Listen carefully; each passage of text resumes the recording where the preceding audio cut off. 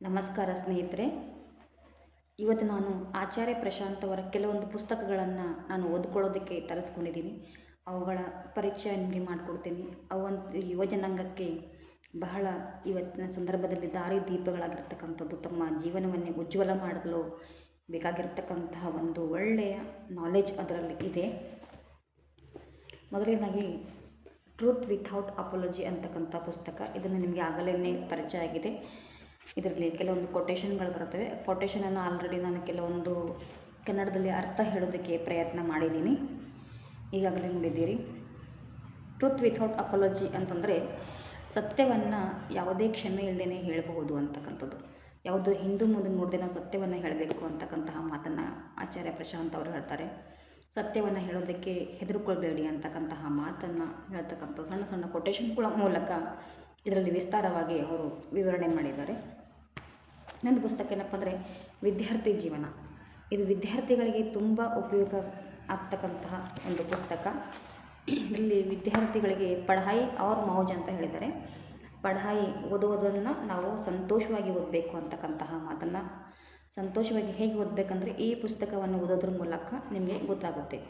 ಇಲ್ಲೊಂದು ಕೊಟೇಶನ್ ಏನು ಹೇಳ್ತೀನಿ ನೋಡ್ರಿ, आप पैदा ही होते हो लगातार सीखते रहने को, तो किताबों तो आखिरी सांस तक अपने साथ लेकर चलनी पड़ेगी. ನಾವು ಓದ್ತೀವಿ, ಮಕ್ಕಳಿಗೆ ಶಾಲೆ ಹಾಕ್ತಿದ್ರು, ಒಳ್ಳೆ ಮಾರ್ಕ್ಸ್ ಬಂದು ಅವರು ಒಂದು ನೌಕರಿಯನ್ನು ಪಡ್ಕೊಳ್ಳಿ ಅಂದವ ಮಾತ್ರಕ್ಕೆ ಅದಲ್ಲ. ಏನಪ್ಪ ಅಂದರೆ ನಾವು ತಿಳ್ಕೊಳ್ಳೋದಕ್ಕೋಸ್ಕರ, ಜ್ಞಾನವನ್ನು ಅರ್ಜನೆ ಮಾಡೋದಕ್ಕೋಸ್ಕರ, ಸಮಸ್ಯೆಗಳ ಪರಿಹಾರವನ್ನು ಕಂಡುಹಿಡಿಯೋದು ಎಲ್ಲಿಂದ ಬರುತ್ತೆ ಅಂದರೆ ಜ್ಞಾನದಿಂದಲೇ ಬರುತ್ತೆ.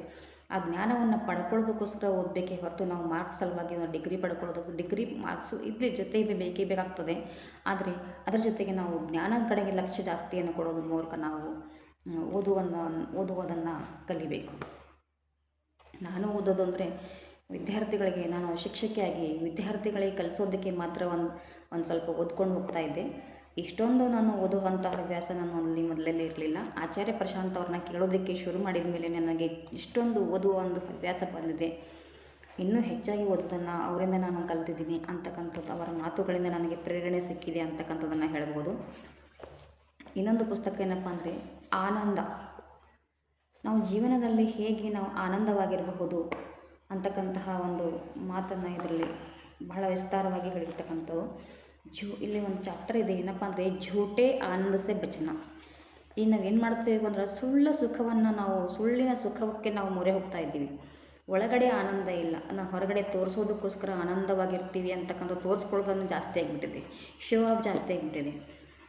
ಸಣ್ಣ ಸಣ್ಣ ಒಂದು ಬರ್ಡೇ ಪಾರ್ಟಿ ಆಗಲಿ, ವಿವಾಹ ವಾರ್ಷಿಕೋತ್ಸವ ಆಗಲಿ, ಪ್ರತಿಯೊಂದು ಸಣ್ಣ ಸಣ್ಣ ಕಾರ್ಯಕ್ರಮಗಳನ್ನು ಕೂಡ ನಾವು ದೊಡ್ಡದಾಗಿ ಮಾಡ್ಕೋತಾ ಇದ್ದೀವಿ. ಯಾಕಪ್ಪ ಆ ಥರ ಮಾಡ್ಕೊಳ್ತಕ್ಕಂಥ ಪರಿಸ್ಥಿತಿ ಬರುತ್ತೆ ಅಂದರೆ ಆಮೇಲೆ ಒಳಗಡೆ ಶಾಂತಿ ನೆಮ್ಮದಿ ಇಲ್ಲ. ಅದಕ್ಕೆ ಹೊರಗಡೆ ತೋರಿಸ್ಬೇಕಾಗ್ತದದು.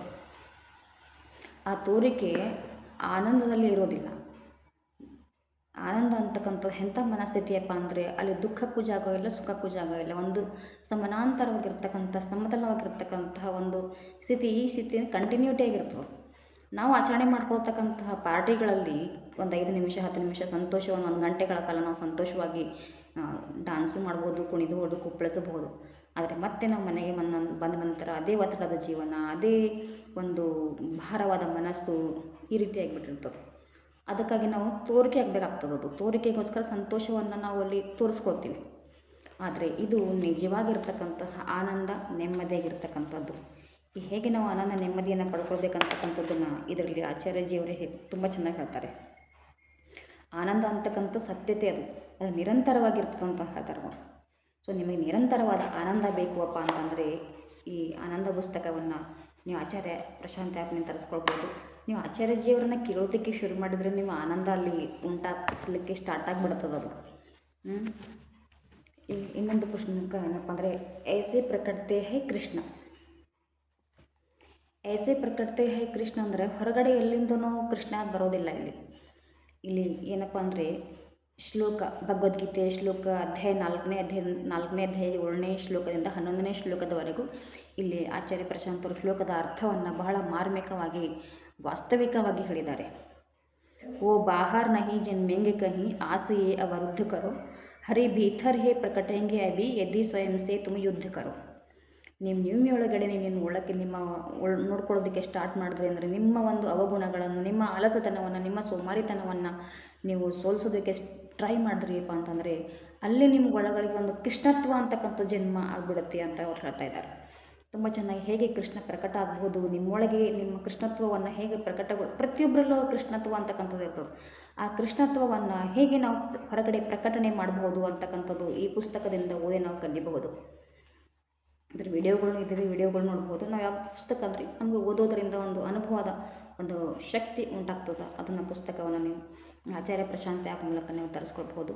ಅಲ್ಲಿ ತುಂಬ ಒಂದು ಕಡಿಮೆ ರೇಟಿಗೆ ಸಿಗ್ತಾವೆ. ಅದೇ ಅಮೆಝಾನಲ್ಲಿ ತರಿಸ್ಕೊಂಡ್ರೆ 100 ರೂಪಾಯಿ ಹೆಚ್ಚು ಜಾಸ್ತಿಯಲ್ಲಿ ನೀವು ಕೊಡ್ಬೋದಾಗ್ತದೆ. ಅದಕ್ಕೆ ಇನ್ನೊಂದು ಪುಸ್ತಕ ಅಂದರೆ ಸ್ತ್ರೀ, ಆಚಾರ್ಯ ಪ್ರಶಾಂತ್ ಅವರ ಇನ್ನೊಂದು ಪುಸ್ತಕ ಸ್ತ್ರೀ. ಈ ಸ್ತ್ರೀ ಪುಸ್ತಕ ಅಂತೂ ಹೆಣ್ಮಕ್ಕಳಿಗೆ ಆಂತರಿಕವಾದ ಒಂದು ಬಲ ಕೊಡ್ತದೆ, ಆಂತರಿಕವಾದ ಶಕ್ತಿಯನ್ನು ಜಾಗೃತ ಮಾಡ್ತದೆ. ಅದು ತಮ್ಮ ಕಾಲ ಮೇಲೆ ತಾವು ನಿಂತ್ಕೊಳ್ತಕ್ಕಂತಹಕ್ಕೆ ಏನು ಶಕ್ತಿ ಬೇಕೋ ಅದನ್ನು ಈ ಸ್ತ್ರೀ ಪುಸ್ತಕ ಕೊಡ್ತದೆ. ಇದರಿಂದ ಬಹಳ ಹೆಣ್ಮಕ್ಕಳು, ಸ್ತ್ರೀಯರು ತಮ್ಮ ಸ್ವಂತ ಕಾಲ ಮೇಲೆ ನಿಂತ್ಕೊಳ್ಳೋದಕ್ಕೆ ಪ್ರಯತ್ನ ಮಾಡಿದ್ದಾರೆ, ಅಲ್ಲಿ ಸಫಲತೆಯನ್ನು ಹೊಂದಿದ್ದಾರೆ. ಬಹಳ ಜನ ಆಚಾರ್ಯ ಪ್ರಶಾಂತಲ್ಲಿ ಹೇಳ್ಕೊಳ್ತಾ ಇರ್ತಾರೆ, ನಾನು ನೋಡ್ತಾ ಇರ್ತೇನೆ. ಅಲ್ಲಿ ಇಲ್ಲೊಂದು ಮಾತು ಹೇಳ್ತಾರೆ, ಏನಪ್ಪ ಅಂದರೆ ವೇದಾಂತ ಮಹಿಳಾ को उसकी आवाज़ वापस लौटाता है ವೇದಾಂತ ಮಹಿಳಾ को महिला से ज़्यादा मनुष्य बनाता है. ಏನಪ್ಪ ಅಂದರೆ ನಾವು ಮಹಿಳೆ ನೀನು ನಿನ್ನ ಹತ್ರ ಆ ಥರ ಹೇಳಿ ಅವಳ ಹತ್ರ ಹೀನ ಭಾವನೆಯನ್ನು ಉಂಟು ಮಾಡ್ತೀವಿ. ನೋಡ್ರಿ ಮಕ್ಕಳಿಗೆ ನೋಡ್ರಿ, ಇಬ್ಬರು ಹೆಣ್ಮಕ್ಳದಂದ್ರೆ 3 ಗಂಡಾಗಲಿ ಗಂಡು ಮಗು ಬೇಕು, ಗಂಡು ಮಗು 4-5 ಮಕ್ಕಳು ಹೆಣ್ಮಕ್ಳು ಗಂಡು ಮಗು ಬೇಕು ಅಂತ ಹೇಳ್ತಾ ಇರ್ತಾರೆ. ಆ ಒಂದು ಮೊದಲನೇ ಹುಟ್ಟಿರ್ತಕ್ಕಂಥ ಹೆಣ್ಮಕ್ಳ ಹತ್ರಲ್ಲಿ ಅವ್ರ ಮನಸ್ಸಿನಲ್ಲಿ ಎಂತಹ ಭಾವನೆ ಉಂಟಾಗಬಹುದು ಅಂತಕ್ಕಂಥದ್ದನ್ನು ಯೋಚನೆ ಮಾಡೋದಿಲ್ಲ. ಆವಾಗ ಹೆಣ್ಮಕ್ಳು ಏನು ತಿಳ್ಕೊತಾಳೆ, ನನ್ನ ಹತ್ರ ಹೀನ ಭಾವನೆ, ನನ್ನ ಕೆಟ್ಟ ಅಂತಕ್ಕಂಥ ಒಂದು ಭಾವನೆ ಅವಳಲ್ಲಿ ಉತ್ಪನ್ನ ಆಗಿಬಿಡ್ತದೆ. ಆ ಭಾವನೆಯಿಂದ ಅವಳು ಮುಂದೆ ಬರೋದಕ್ಕೆ, ಮುಂದೆ ಒಂದು ಶ್ರೇಷ್ಠವಾಗಿರ್ತಕ್ಕಂತಹ ಕೆಲಸಗಳನ್ನು ಮಾಡೋದಕ್ಕೆ ಧೈರ್ಯ ಬರೋದಿಲ್ಲ ಅವಳ ಹತ್ರ. ಸೊ ಅಂತಹ ಒಂದು ಹೀನ ಭಾವನೆಯನ್ನು ಈ ಆಚಾರ್ಯ ಪ್ರಶಾಂತ್ ಅವರ ಸ್ತ್ರೀ ಪುಸ್ತಕ ಇದೆಯಲ್ಲ, ಅದನ್ನು ತೆಗೆದುಹಾಕಿ ಅದನ್ನು ಪೂರ್ತಿ ತಳದಿಂದನೇ ಒಂದು ಪೂರ್ತಿ ಇಲ್ಲಗೊಳಿಸಿ ಏನು ಮಾಡ್ತದಪ್ಪ ಅಂತಂದ್ರೆ ಬಹಳಷ್ಟು ನಿಮ್ಗೆ ಧೈರ್ಯ, ಆಂತರಿಕ ಬಲವನ್ನು ಕೊಡ್ತದೆ. ಪ್ರತಿಯೊಬ್ಬರು ನಾನು ಹೇಳ್ತೀನಿ, ಮಹಿಳೆಯರು ದಯವಿಟ್ಟು ಈ ಸ್ತ್ರೀ ಪುಸ್ತಕವನ್ನು ಓದಿ ನಿಮ್ಮಲ್ಲಿ ಆಂತರಿಕ ಬಲವನ್ನು ಹೆಚ್ಚಿಸಿಕೊಳ್ಳಿ. ನಿಮ್ಮ ಸ್ವಂತ ಕಾಲ ಮೇಲೆ ನೀವು ನಿಂದಿರ್ತಕ್ಕಂಥ ಶಕ್ತಿ ಬರ್ತದೆ. ನೀವು ಕೂಡ ನಿಮ್ಮ ಒಂದು ಆರ್ಥಿಕ ಖರ್ಚುಗಳನ್ನು ನೀವೇ ನೋಡ್ಕೊಳ್ತಕ್ಕಂತಹ ಒಂದು ಬಲವನ್ನು ಕೊಡ್ತದೆ ಇದು ಯಾವುದೇ ಒಂದು. ಮತ್ತೇನಪ್ಪ ಅಂದರೆ ಇನ್ನೊಂದು ಪುಸ್ತಕ ಡರ್ ಅಂತಕ್ಕಂಥದ್ದು. ನೋಡಿರಿ, ಮನುಷ್ಯ ಅಂತಂದಮೇಲೆ ಹುಟ್ಟಿದ ಮೇಲೆ ಭಯ ಅಂತಕ್ಕಂಥದ್ದು ಎಲ್ಲರಲ್ಲೂ ಸಹಜವಾಗಿರ್ತದೆ. ಈ ಭಯ ಅಂತಕ್ಕಂಥದ್ದನ್ನ ಹೋಗಲಾಡಿಸುವುದಕ್ಕೋಸ್ಕರನೇ ಈ ಪುಸ್ತಕವನ್ನು ನಾವು ಓದಬೇಕಾಗ್ತದೆ. ಇಲ್ಲೇನು ಕೊಟ್ಟಿದ್ದಾರೆಪ್ಪ ಅಂತಂದರೆ ಮನ್ ನಯೇಸೆ ಡರ್ತಾ ಹೇ, ಕೆಲವೊಂದು ಅಧ್ಯಾಯಗಳಿದ್ದಾವೆ ಇದರ. ಮನ್ ನಯೇಸ್, ಹೊಸದನ್ನು ನಾವು ಏನಾದರೂ ಮಾಡೋಕ್ಕೆ ಹೋದರೆ ನಾವು ಹೆದರ್ಕೋತೀವಿ. ಅದೆಲ್ಲ ಯಾಕೆ ಬಿಡ್ತಾರೆ, ಹಿಂದಕ್ಕೆ ನಡೆದು ಮಾಡ್ಕೋತಾ ಬಂದಿದ್ದೇವಲ್ರಿ, ಇದು ಮಾಡಿದ್ರೆ ಚಂದ ಇರ್ತದೆ. ಹೊಸದು ಮಾಡ್ಲಿಕ್ಕೆ ನಾವು ಅಂಜುತ್ತೀವಲ್ಲಿ. ಅಕೇಲೆ ನಹಿ ರಹ ಜಾತಾ, ನಾವು ಒಬ್ಬರೇ ಇರೋದಕ್ಕೆ ಹೆದರ್ಕೋತೀವಿ. ಡರ್ ಬಹುತ್ ಲಗ್ತಾ ಹೇ, ಮೌತ್ ಕಾ ಡರ್ ಸರಾತಾ ಹೇ, ನಮಗೆ ಮೃತ್ಯು ಅಂದರೆ ಭಯ. ಈ ಆಚಾರ್ಯ ಪ್ರಶಾಂತ್ ಅವ್ರನ್ನ ಕೇಳೋದಕ್ಕೆ ಶುರು ಮಾಡಿ ನಿಮಗೆ ಮೃತ್ಯುದ ಭಯ ಅಂತೂ ಇರೋದೇ ಇಲ್ಲ. ಮೃತ್ಯು ಭಯನೂ ಹೋಗ್ಬಿಡುತ್ತೆ, ಎಲ್ಲ ಭಯನೂ ಹೋಗ್ಬಿಡ್ತದ. ಜೋ ಬಾತ್ ಸಮಜ್ಗೆ ತೋ ಕಭಿ ನಹಿ ಡರೋಗೆ, ಇಲ್ಲಿನ ಮಾತನ್ನು ತಿಳ್ಕೊಂಡ್ರಿಪ್ಪ ಅಂದರೆ ಯಾವತ್ತೂ ನೀವು ಹೆದರ್ಕೊಳ್ಳೋದಿಲ್ಲ ಅಂತಕ್ಕಂಥದ್ದು. ಡರ್ ಕೈಸೆ ದೂರ್ ಕರೆ, ಡರ್ ಹಟಾನೆ ಕಿ 2 ತರೀಖೆ, ಡರ್ ಕಿ ಸಮಸ್ಯೆಗೆ ಆಖರಿ ಇಲಾಜ್. ಎಲ್ಲ ಇದ್ರೂ ನಿಮಗೆ ಅಂಜಿಕೆ ಹೋಗಬೇಕಾಗಿತ್ತಪ್ಪ ಅಂದರೆ ಇದನ್ನು ಪುಸ್ತಕ ಓದಿ ತಿಳ್ಕೊಬೇಕು. ಮತ್ತು ಭಯದಿಂದ ನಿರ್ಭಯತೆ ಕಡೆಗೆ ನೀವು ಕೂಡ ಹೋಗ್ಬೋದು. ಡರ್ ಅಂತಕ್ಕಂಥ ಪುಸ್ತಕ ಓದಿ. ಇನ್ನೊಂದೇನಪ್ಪ ಅಂದರೆ ಇಂಪಾರ್ಟೆಂಟ್ ಪುಸ್ತಕ ದುರ್ಗಾ ಸಪ್ತಶತಿ. ಈ ದುರ್ಗಾ ಸಪ್ತಶತಿ ಪುಸ್ತಕ, ದುರ್ಗಾ ಮಾತೆ ಅಂದರೆ ಎಲ್ಲೋ ಇದ್ದಾಳೆ, ನಾವು ಬೇರೆ ಎಲ್ಲೋ ಲೋಕದಲ್ಲಿ ಇರ್ತಾಳೆ ಅಂತ ಅಂದ್ಕೊಂಡಿದ್ದೀವಿ. ಆದರೆ ಈ ದುರ್ಗಾ ಶಕ್ತಿಯಲ್ಲಿ ಅಂದರೆ ಪ್ರಕೃತಿನೇ ದುರ್ಗಾ ಮಾತೆ ಅಂತ ಹೇಳ್ತಾರೆ ಅವರು, ಆಚಾರ್ಯ ಪ್ರಶಾಂತ್ ಅವರು. ಪ್ರಕೃತಿನೇ ಒಂದು ದೊಡ್ಡ ಶಕ್ತಿ ಅಂತ ಹೇಳ್ತಾರೆ ಅವರು. ಹೌದಪ್ಪ, ಇದನ್ನು ಓದ್ಕೊಂಡ್ರೆ ನಿಮ್ಗೆ ಅನಿಸುತ್ತೆ, ಇದು ಓದಿದ್ರೆ ಅಥವಾ ವಿಡಿಯೋಗಳನ್ನು ಕೇಳೋದ್ರಿಂದ ತಾನೇ ಅರ್ಥ ಆಗೋದು. ನಮಗೂ ಮೊದಲು ಏನೂ ಗೊತ್ತಿರ್ತದಿಲ್ಲ. ಇದರಿಂದ ನೋಡಿ ಎಷ್ಟು ಚೆನ್ನಾಗಿದೆ ಪುಸ್ತಕಪ್ಪ ಅಂತಂದರೆ ನಮ್ಮಲ್ಲೇ ಕೂಡ ಆ ಶಕ್ತಿ ಉತ್ಪನ್ನ ಆಗ್ಬೋದು ಅಂತ ಮಾತಾಡ್ತಾರೆ. ಇಲ್ಲೊಂದು ಕೊಟೇಶನ್ ನೋಡಿ ಏನಿದೆ, जब आप अपनी सारी शक्तियों को बस एक लक्ष्य के लिए तैनात कर देते हो, नियुक्त कर देते हो, तो देवी का जन्म होता है. ನೀವು ಯಾವುದೇ ಒಂದು ಕೆಲಸವನ್ನು ಮಾಡಬೇಕು ಅಂತ ಅಂದ್ಕೊಂಡು, ಒಳ್ಳೆಯ ಕೆಲಸವನ್ನು ಮಾಡಬೇಕು ಅಂದ್ಕೊಂಡಿದ್ರಿ, ಅದಕ್ಕೆ ಪೂರ್ತಿಯ ಶ್ರದ್ಧೆಯಿಂದ ಭಕ್ತಿಯಿಂದ ಕೆಲಸವನ್ನು ಮಾಡೋದಕ್ಕೆ ಫುಲ್ ನೀವು ಜೋರನ್ನು ಕೊಡಿ. ಅದಕ್ಕೆ ಅಲ್ಲಿ ನಿಮ್ಮಲ್ಲೇ ಒಂದು ಒಂದು ಒಂದು ಶಕ್ತಿ ಬರ್ತದೆ, ಅದು ದೈವೀಯ ಶಕ್ತಿ ಬರ್ತದೆ, ಅದನ್ನೇ ದೇವಿ ಶಕ್ತಿ ಅಂತಕ್ಕಂಥ ಹೇಳ್ತಾರೆ. ಅದನ್ನೇ ಕೃಷ್ಣತ್ವ ಕೂಡ ಅಂತಲೂ ಹೇಳ್ಬೋದು. ಅದು ಕೃಷ್ಣ, ದೇವಿ, ಮಾತೆ ಎಲ್ಲನೂ ಅದು ಒಂದೇ ಅರ್ಥ ಬರ್ತಕ್ಕಂತಹ ಶಬ್ದಗಳು. ಸೊ ಈ ಒಂದು ನಿಜವಾದ ಮಹಿಷಾಸುರನಂತಹ ಗುಣಗಳು ನಮ್ಮೆಲ್ಲರಲ್ಲೂ, ಮನುಷ್ಯರಲ್ಲಿ ಪ್ರತಿಯೊಬ್ಬರಲ್ಲಿ ಇರ್ತವೆ. ಆ ಮಹಿಷಾಸುರ ಗುಣವನ್ನು ನಾವು ತ್ಯಾಗ ಮಾಡಿ ಅಲ್ಲಿ ದೈವೀಯ ಶಕ್ತಿಯನ್ನು ಪಡ್ಕೊಳ್ತಕ್ಕಂಥದ್ದೇ ಅದಕ್ಕೆ ಕರೀತಾರೆ ದೈವಿ ಪ್ರಕಟಣೆಗೊಳ್ತಕ್ಕಂಥದ್ದು, ದೈವಿ ಪ್ರಕಟ ಆಗ್ತಕ್ಕಂಥದ್ದು, ಕೃಷ್ಣತ್ವ ಪ್ರಕಟ ಆಗ್ತಕ್ಕಂಥದ್ದನ್ನು. ಸೊ ದುರ್ಗಾ ಸಪ್ತಶತಿ ತುಂಬ ಒಂದು ನಾಲೆಜ್ಫುಲ್ ಪುಸ್ತಕ. ದುರ್ಗಾ ಬಗ್ಗೆ, ನಮ್ಮ ಪ್ರಕೃತಿ ಬಗ್ಗೆ ತಿಳ್ಕೊಳ್ಳೋದಕ್ಕೋಸ್ಕರ ಒಂದು ಒಳ್ಳೆಯ ಪುಸ್ತಕ ಇದೆ. ನೀವು ತರಿಸ್ಕೊಂಡು ಓದಿ ಅಂತ ನಾನು ಹೇಳ್ತೀನಿ. ಇನ್ನೊಂದು ನನ್ನ ಹತ್ರ ಇರ್ತಕ್ಕಂಥದ್ದು ಕೊನೆಯ ಪುಸ್ತಕ ವೇದಾಂತ. ಈ ವೇದಾಂತ ಈ ಎಲ್ಲ ಪುಸ್ತಕಗಳಿಗೂ ಕೂಡ ಆಧಾರವಾಗಿರ್ತಕ್ಕಂತಹ ಪುಸ್ತಕ ಇದು ವೇದಾಂತ. ನಾವು ಏನಿದೀವಪ್ಪ ಅಂತಕ್ಕಂಥದ್ದನ್ನು ಹೇಳ್ಕೊಡ್ತದೆ ಇದು. ನಾವು ಎಲ್ಲಿಂದ ಬಂದ್ವಿ ಅಂತಕ್ಕಂಥದ್ದು ಹೇಳ್ತದೆ, ನಾವು ಯಾರು ಇದ್ದೀವಿ ಅಂತಕ್ಕಂಥದ್ದು ಹೇಳ್ತದೆ. ನೋಡಿ, ನಾವು ಏನಿದ್ದೀವಿ ಅಂತಕ್ಕಂಥದ್ದು, ನಮ್ಮಲ್ಲಿ ಎಂಥ ಶಕ್ತಿ ಇರ್ಬೋದು ಅಂತಕ್ಕಂಥದ್ದು ವೇದಾಂತ ಹೇಳ್ತದೆ. ಈ ವೇದಗಳ ಎಲ್ಲ ಸಾರವೇ ವೇದಾಂತ, ಉಪನಿಷತ್ಗಳ ಸಾರ ವೇದಾಂತ. ನೀವು ಯಾವುದೇ ಒಂದು ಧಾರ್ಮಿಕ ಪುಸ್ತಕಗಳನ್ನು ಅರ್ಥ ಮಾಡ್ಕೋಬೇಕು ಚೆನ್ನಾಗಿ ಅಂತಕ್ಕಂದ್ರೆ ನೀವು ವೇದಾಂತ ಪುಸ್ತಕವನ್ನು ಓದ್ಕೋಬೇಕು. ಈ ವೇದಾಂತ ಪುಸ್ತಕ ಎಲ್ಲದಕ್ಕೂ ಮೂಲಾಧಾರವಾಗಿದೆ. ನೀವು ಹೊರಗಿನ ನಾಲೆಜನ್ನು ಪಡ್ಕೊಳ್ಬೇಕಂದ್ರೂ ಇದು ಒಂದು ಆಧಾರ. ಈ ನಮ್ಮ ಒಳಗಿನ ನಾಲೆಜನ್ನು ನಾವು ಒಳಗಿನ ಪ್ರಕ್ರಿಯೆಯನ್ನು, ಮನಸ್ಸಿನ ಪ್ರಕ್ರಿಯೆಯನ್ನು ಅರಿತುಕೊಳ್ಳೋದಕ್ಕೂ ಕೂಡ ಇದು ಆಧಾರ. ಅದು ದುನಿಯಾ ಹೊರಗಿನ ಪ್ರಪಂಚದ ಬಗ್ಗೆ ತಿಳ್ಕೊಳ್ಬೇಕಂದ್ರೂ ಇದು ಬುಕ್ ಆಧಾರಭೂತವಾಗಿದೆ. ನಾವು ಹೇಗೆ ಸಂಸಾರ ಕೆಲಸ ಮಾಡ್ತದೆ, ನಮ್ಮ ಮನಸ್ಸು ಹೇಗೆ ಕೆಲಸ ಮಾಡ್ತಕ್ಕಂಥದ್ದು ಅರಿತುಕೊಳ್ಳೋದಕ್ಕೆ, ತುಂಬ ಸುಲಭವಾಗಿ ಅರಿತುಕೊಳ್ಳೋದಕ್ಕೆ ಈ ವೇದಾಂತ ಪುಸ್ತಕ ನಮಗೆ ಬಹಳ ಸಹಾಯ ಮಾಡ್ತದೆ. ಇಲ್ಲೊಂದು ಕೊಟೇಶನ್ ನೋಡಿ ಇದೆ ಅಂತ ಹೇಳ್ತಾರೆ, ಪಶು ಸೆ ಪಶುತರ ಹಮ್ ಹೈ, न्यून से न्यूनतर हम है, क्षुद्र से क्षुद्रतर हम है, और उच्च से उच्चतर भी हम ही है. ನೋಡ್ರಿ, ನಮ್ಮನ್ನು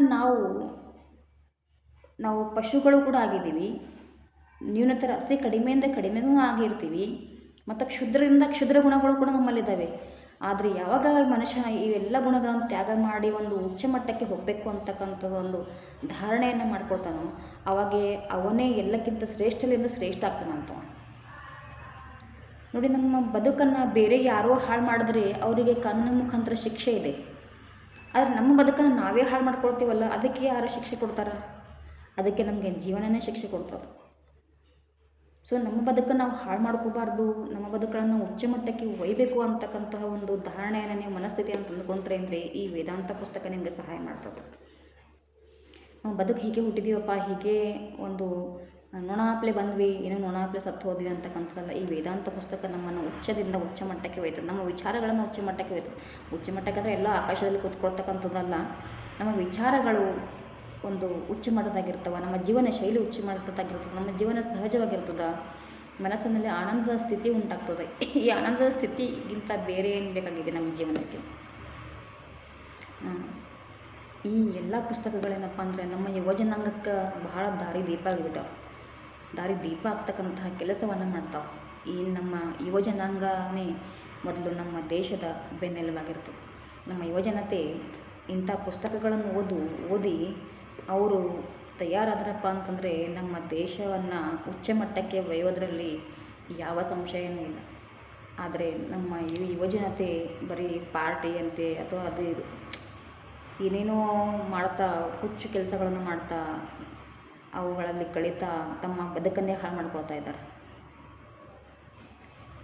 ಎಲ್ಲನ್ನ ಯಾರ್ಯಾರು ಯುವಜನತೆ ಈ ವಿಡಿಯೋನ ನೋಡ್ತಾ ಇದ್ದೀರಿ, ದಯವಿಟ್ಟು ನಿಮ್ಮಲ್ಲಿ ಕೇಳ್ಕೊಳ್ತೇನೆ, ಈ ಆಚಾರ್ಯ ಪ್ರಶಾಂತ್ ಅವ್ರನ್ನ ಫಾಲೋ ಮಾಡೋದಕ್ಕೆ ಶುರು ಮಾಡಿ. ನಿಮ್ಮ ಜೀವನ ಬಂಗಾರ ಆಗೋದ್ರಲ್ಲಿ ಯಾವುದೇ ಸಂಶಯ ಇಲ್ಲ. ನೀವೇ ಹೇಳ್ತೀರಿ. ಆಮೇಲೆ ಈ ಆಚಾರ್ಯ ಪ್ರಶಾಂತ್ ಅವ್ರನ್ನ ಇಂಟ್ರೊಡ್ಯೂಸ್ ಮಾಡಿಕೊಟ್ಟು, ನಮಗೆ ಪರಿಚಯ ಮಾಡಿಕೊಟ್ಟು ಬಹಳ ನಮಗೆ ಉಪಕಾರ ಮಾಡಿದರೆ, ನಾನಂತೂ ನಮ್ಗೆ ಪರಿಚಯ ಮಾಡಿಕೊಟ್ಟವ್ರನ್ನ ನಾನು ಭಾಳ ನೆನೆಸ್ಕೊತೀನಿ. ಯಾವತ್ತು ಪರಿಚಯ ಮಾಡಿಸ್ಕೊಟ್ಟಿದ್ದವರು ಅವತ್ತಿನ ಕ್ಷಣದಿಂದ ನಾನು ಅವರನ್ನೇ ಫಾಲೋ ಮಾಡ್ತಾಯಿದ್ದೀನಿ, ಆಚಾರ್ಯ ಪ್ರಶಾಂತ್ ಅವ್ರನ್ನೇ ಫಾಲೋ ಮಾಡ್ತಾಯಿದ್ದೀನಿ. ಅವರನ್ನು ಬಿಟ್ಟು ನನಗೆ ಯಾವ ವಿಡಿಯೋಗಳನ್ನು ನೋಡೋದಕ್ಕೆ ಮನಸ್ಸೇ ಬರೋದಿಲ್ಲ ಮೊದಲಾಗಿ. ಸೊ ಅದಕ್ಕಾಗಿ ನೀವು ಕೂಡ ಎಲ್ಲರೂ ಅವರನ್ನು ಫಾಲೋ ಮಾಡೋದಕ್ಕೆ ಪ್ರಾರಂಭ ಮಾಡಿ. ನಿಮ್ಮ ಜೀವನಕ್ಕೂ ಈ ಎಲ್ಲ ಪುಸ್ತಕಗಳು, ಅವರ ಮಾತುಗಳು ದಾರಿದೀಪ ಆಗೋದರಲ್ಲಿ ಯಾವುದೇ ಸಂಶಯ ಇಲ್ಲ ಅಂತ ಹೇಳ್ತಾ ಧನ್ಯವಾದಗಳು.